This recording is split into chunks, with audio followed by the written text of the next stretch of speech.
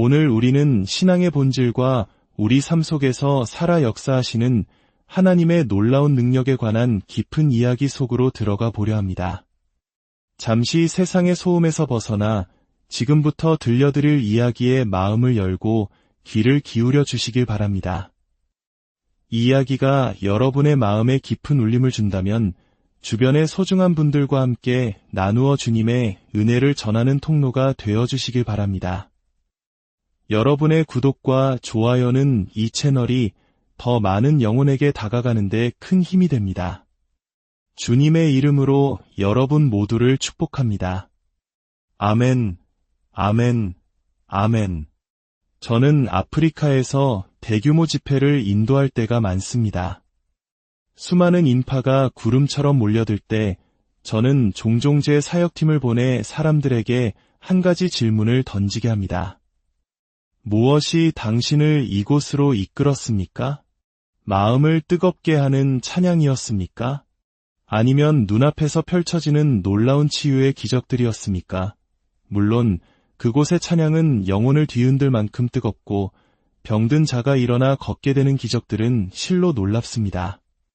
하지만 저를 매번 놀라게 하는 대답이 있습니다. 놀랍게도 참석한 사람들의 85% 이상이 거의 똑같이 대답합니다. 바로 말씀 때문이었다고 말입니다. 하나님의 살아있는 말씀이 제 영혼을 만졌습니다. 그 말씀이 저를 살렸습니다. 표적과 기사, 그리고 기적들은 분명 복음의 중요한 일부이며 하나님의 살아계심을 증거하는 강력한 도구입니다.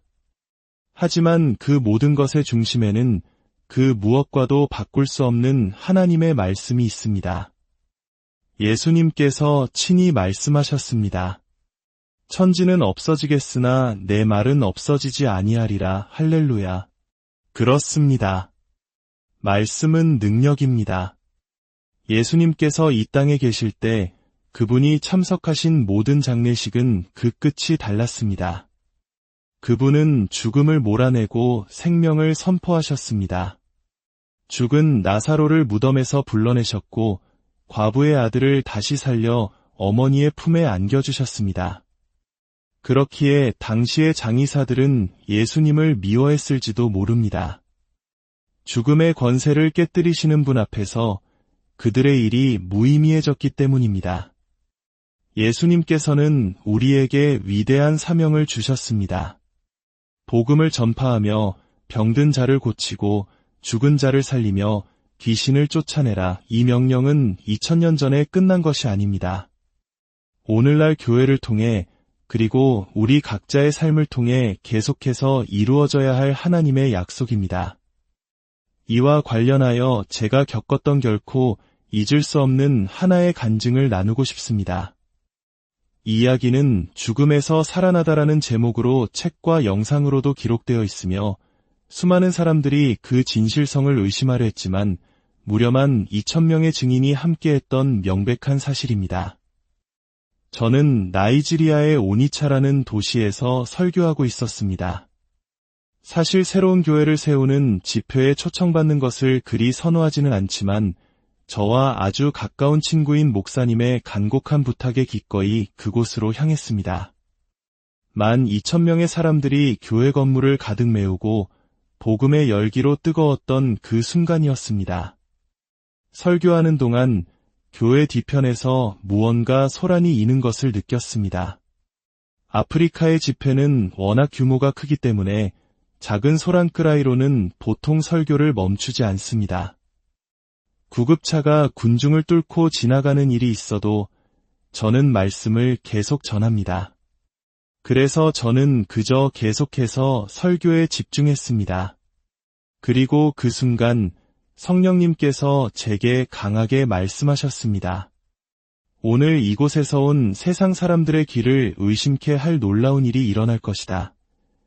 그 소란의 원인은 바로 한 구의 관이 교회 안으로 들어오려 했기 때문이었습니다. 관 속에는 사고로 목숨을 잃은 한 젊은 남자가 누워 있었습니다. 그는 이미 영안실에 사흘이나 안치되어 있었고 의사는 사망 진단서를 발급한 상태였습니다. 그의 가족과 이웃들, 심지어 그의 시신을 방부 처리했던 장의사까지 그 자리에 있었습니다. 모든 것이 의학적으로나 법적으로 끝난 상황이었습니다. 하지만 그의 아내의 믿음은 달랐습니다. 그녀는 히브리서의 말씀을 굳게 붙들고 있었습니다. 믿음으로 여자들은 자기의 죽은 자들을 부활로 받아들이기도 하며 그녀는 절망하지 않았습니다. 교회 관계자들은 설교가 진행 중이라며 관을 들여올 수 없다고 막아섰지만 그녀는 물러서지 않았습니다. 물리적인 충돌 직전까지 가는 험악한 분위기 속에서 그녀는 이렇게 외쳤습니다. 저는 이 자리를 떠나지 않겠습니다. 하나님께서 제게 말씀하셨습니다. 이 관을 하나님의 기름 부음 받은 종 가까이로 가져가기만 하면 내 남편은 다시 살아날 것입니다. 그녀의 믿음은 흔들리지 않았습니다. 결국 교회 측은 관을 지하 예배실로 옮기는 것을 허락했습니다. 저는 그 모든 상황을 알지 못한 채 강단에서 계속 말씀을 전하고 있었습니다. 그리고 기도를 시작하는 순간 예수 그리스도의 이름으로 명하노니 라고 외쳤을 때 바로 그 지하 예배실에서 놀라운 일이 벌어졌습니다. 누군가가 그 장면을 카메라로 촬영하고 있었는데 죽었던 남자가 관 속에서 몸을 일으키기 시작한 것입니다. 그는 다시 살아났습니다. 할렐루야. 이것은 성경 속 나사로의 이야기와 가장 가까운 현대의 기적일 것입니다. 훗날 그 남자는 제게 자신의 사망 진단서를 선물로 주었습니다. 저는 그것을 멋진 액자에 넣어 다시 그에게 돌려주며 말했습니다. 이것은 이제 당신에게 어울리지 않습니다. 당신은 부활이요 생명이신 분과 함께 살고 있기 때문입니다. 그의 이름은 다니엘이며 그는 지금 복음을 전하는 목회자가 되었습니다. 한 번은 오스트리아 비엔나에서 열린 큰 집회에 그를 초대해 함께 간증한 적이 있습니다. 저는 그에게 물었습니다. 당신은 가슴 부상으로 죽었었는데 지금도 가슴에 통증이 있습니까? 그러자 그가 대답했습니다. 아니요, 가슴은 아프지 않습니다. 다만 지하에서 형제들이 저를 마사지해 주었을 때 생긴 통증이 아직 남아있을 뿐입니다. 얼마나 놀라운 간증입니까? 죽음의 고통은 사라지고 오직 예수님이 부활이요 생명이라는 살아있는 증거만이 남았습니다. 사랑하는 여러분, 이것이 바로 우리가 믿는 복음의 능력입니다. 저는 복음 전도자로서 이 사실을 전하는 것을 결코 부끄러워하지 않을 것입니다. 한 번은 한 나라의 국회의 사당에서 설교할 기회가 있었습니다. 모든 국회의원과 정부 강요들이 모인 엄숙한 자리였습니다. 저는 하나님께 기도했습니다. 하나님, 이들에게 무슨 말씀을 전해야 합니까? 주님은 제게 분명히 말씀하셨습니다. 복음을 전하라. 저는 의장에게 이렇게 말했습니다. 의장님, 저 또한 연설가입니다. 하지만 오늘 저는 위대한 나라를 향한 하나님의 말씀을 대언하는 입으로 이 자리에 섰습니다. 그리고 저는 복음을 전하기 시작했습니다. 처음에는 조용하고 엄숙했던 분위기가 시간이 지나면서 점차 변하기 시작했습니다. 여기저기서 할렐루야가 터져나왔고 30분 뒤에는 마치 축구 경기장에 와 있는 듯한 열기로 가득 찼습니다. 그때 주님께서 제게 말씀하셨습니다. 어떤 격식에도 얽매이지 말고 구원을 초청하라. 저는 그 말씀에 순종하여 모두에게 눈을 감고 기도하게 한 뒤 예수님을 개인의 구주로 영접할 사람들을 초청했습니다. 놀랍게도 그 자리에 있던 사람들의 60%가 손을 들었습니다. 의장은 자신의 사무실을 개인적인 상담이 필요한 사람들을 위해 내어주었고 그 문 밖에는 국회의원들이 길게 줄을 서서 자신의 죄를 고백하고 예수님을 영접하는 놀라운 역사가 일어났습니다. 이것이 바로 주님의 임재입니다. 저는 기도합니다. 이 놀라운 부흥의 역사가 바로 이 땅 위에 그리고 여러분의 삶 가운데 일어나기를 소망합니다. 요한계시록 3장 20절은 이렇게 말씀합니다. 볼지어다 내가 문 밖에 서서 두드리노니 누구든지 내 음성을 듣고 문을 열면 내가 그에게로 들어가 그와 더불어 먹고 그는 나와 더불어 먹으리라. 여기서 우리는 한 가지 의문을 갖게 됩니다. 왜 우리의 창조주이시며 구원자이신 예수님께서 문 안이 아닌 문 밖에 서 계시는 것일까요? 제가 읽은 한 이야기가 그 이유를 설명해 줍니다. 전쟁에 징집되어 포로로 잡힌 한 젊은 군인이 있었습니다. 그에게 가장 큰 고통은 포로 수용소의 열악한 환경이 아니라 사랑하는 아내 마가렛과 헤어져 있다는 사실이었습니다. 그는 매일 아침 눈을 뜨며 아내의 이름을 불렀고 그녀가 살아있기만을 간절히 기도했습니다. 몇 년의 세월이 흐른 어느 날 마침내 그의 이름이 석방자 명단에 올랐습니다. 그는 기쁨에 넘쳐 폐허가 된 고향으로 달려갔고 다행히 그의 집은 무너지지 않고 남아있었습니다. 그가 문을 두드리자 안에서 발소리가 들렸습니다. 지난 5년간 꿈속에서도 그리워했던 바로 아내의 발소리였습니다. 마침내 문이 열리고 그의 눈앞에는 그 어느 때보다 아름다운 아내 마가렛이 서 있었습니다. 그는 두 팔을 벌려 외쳤습니다. 마가렛, 여보, 나 돌아왔어. 하지만 그 순간 끔찍한 일이 벌어졌습니다. 아내는 비명을 지르며 문을 쾅 닫고 잠가버렸습니다. 그는 문을 두드리며 외쳤지만 문은 다시 열리지 않았습니다. 왜 그랬을까요? 그 집 안에는 다른 남자가 있었기 때문입니다. 이 이야기는 예수님께서 우리 마음의 문 밖에 서 계시는지를 보여줍니다. 우리 마음 속에 사탄이라는 잘못된 주인이 자리 잡고 있기 때문입니다. 사탄은 기만하는 자여, 살인자이며 우리에게 고통과 두려움, 지옥 같은 절망을 가져다주는 존재입니다. 그가 우리 마음을 차지하고 있기에 진정한 주인인 예수님께서 문 밖에 서서 기다리며 문을 두드리고 계신 것입니다. 오늘 이 시간 예수님께서 바로 여러분의 마음의 문을 두드리고 계십니다. 그분은 여러분을 너무나 사랑하사 십자가에서 목숨까지 내어주셨습니다. 그분이 여러분의 마음 안으로 들어가시길 간절히 원하고 계십니다. 만약 여러분이 그분의 음성을 듣고 마음의 문을 연다면 놀라운 일이 일어날 것입니다. 예수님께서 여러분의 삶 안으로 들어오시는 즉시 그분은 가장 먼저 여러분의 삶 구석구석을 살피실 것입니다. 그리고 어딘가에 숨어있는 사탄을 찾아내실 것입니다. 그분은 사탄에게 정중하게 나가주시겠습니까? 라고 묻지 않으실 겁니다. 예수님은 사탄의 멱살을 잡고 그 어떤 미련도 없이 단번에 쫓아내실 것입니다. 할렐루야! 예수님은 사탄의 일을 멸하기 위해 오셨습니다. 여러분이 스스로 끊어낼 수 없었던 모든 죄의 사슬과 악한 계약들을 예수님께서는 단번에 끊어주시고 완전한 자유를 주실 것입니다.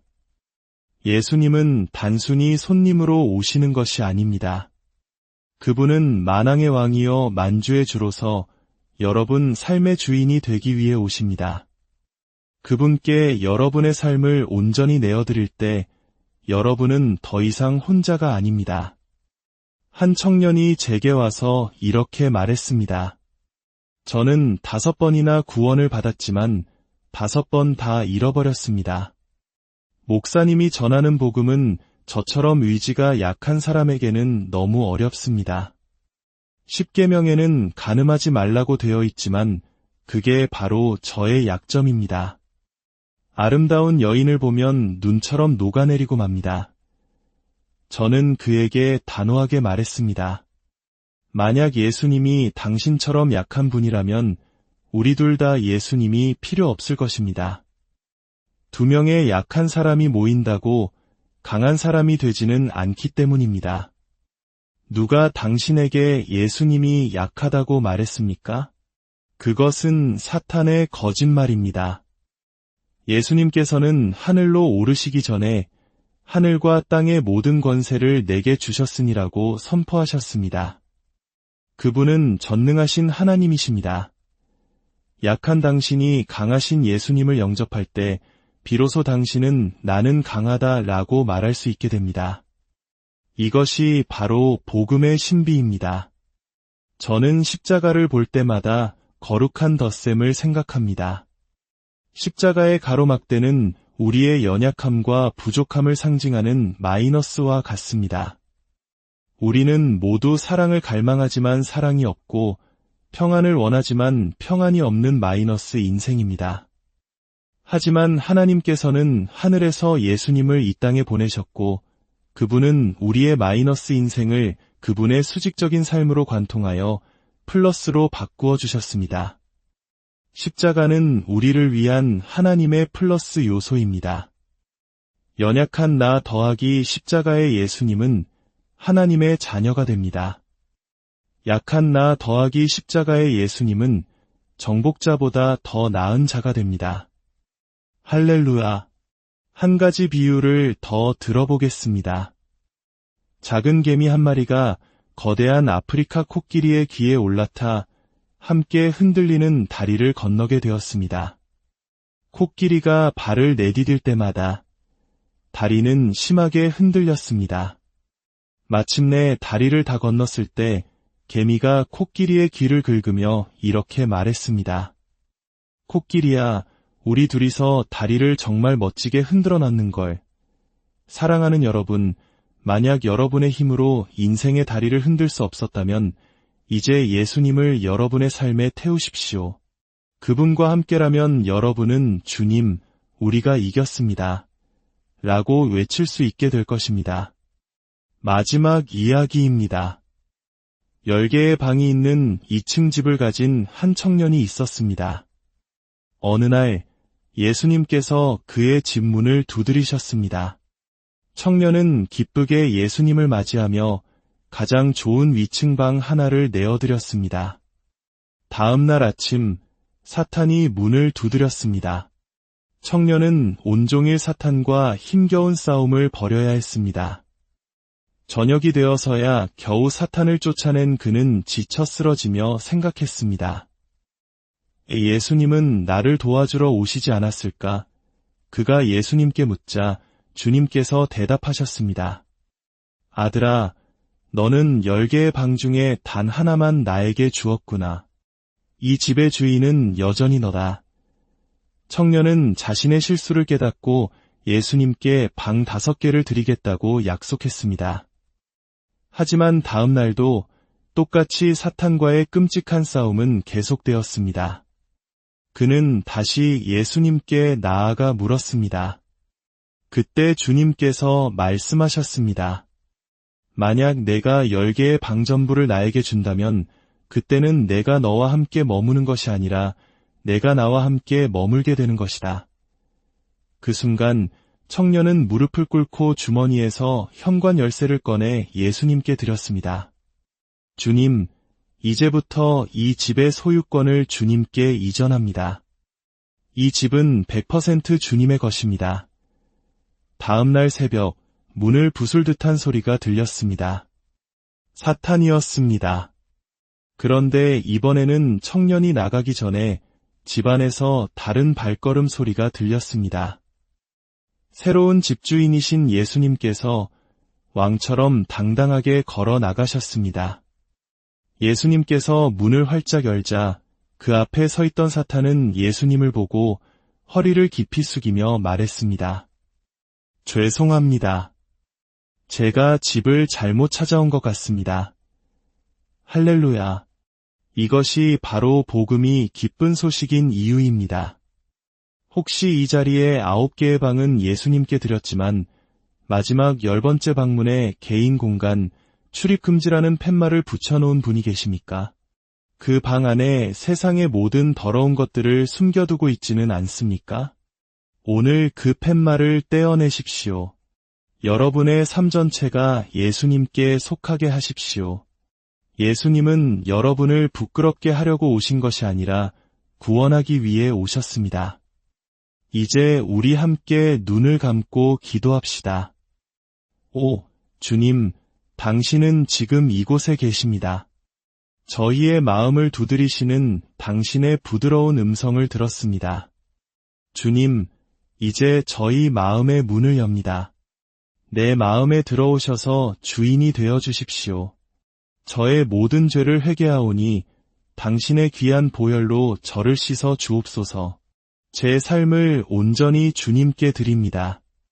당신의 영광과 능력으로 저를 채우시고 제 평생 주님만을 사랑하고 섬기며 살게 하옵소서. 주님께서 여러분이 스스로 할 수 없었던 일을 행하실 것입니다.